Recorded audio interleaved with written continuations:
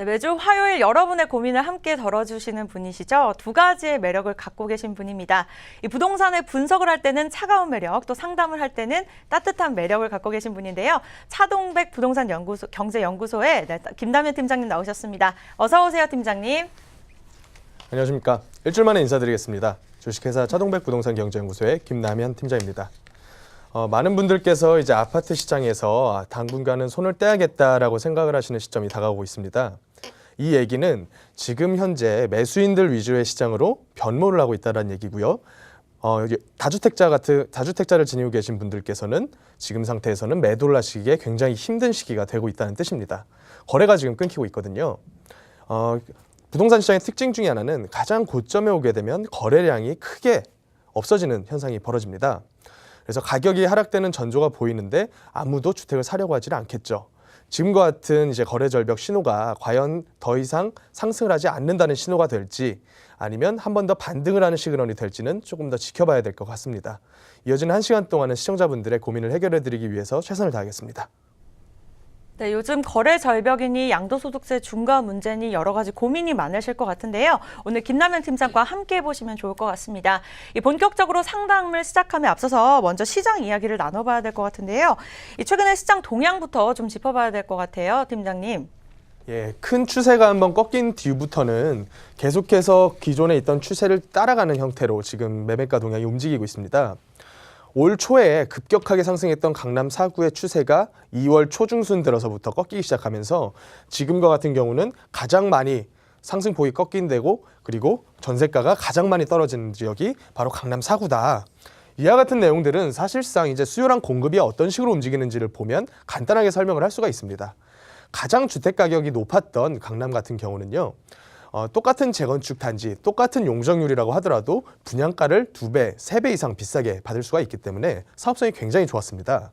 그렇기 때문에 일부 재개발 구역들과 뉴타운을 제외하고는 재건축 같은 경우는 거의 대부분은 강남 4구 위주로 진행이 되었었죠.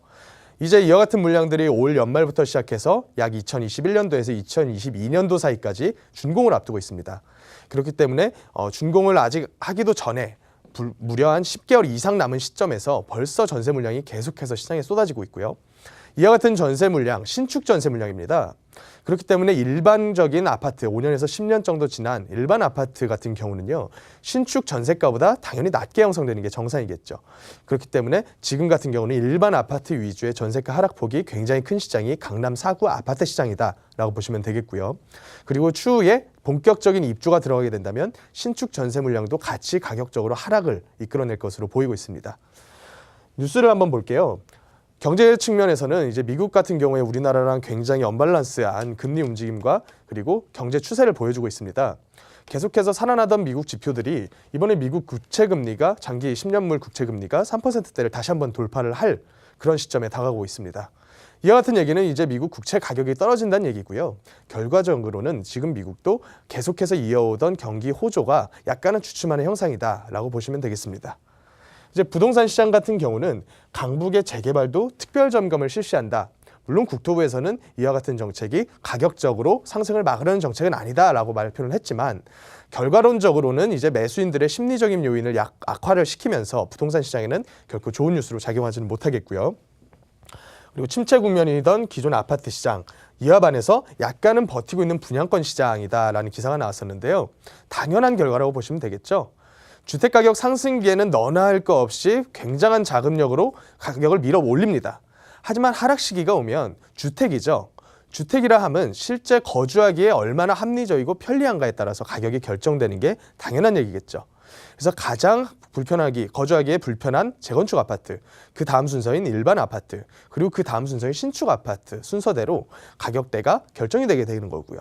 그래서 지금 같은 경우는 신축 아파트를 미리 사놓는 격인 분양권 같은 경우는 그나마 버티고 있다라는 정도로만 받아들이시면 되겠습니다.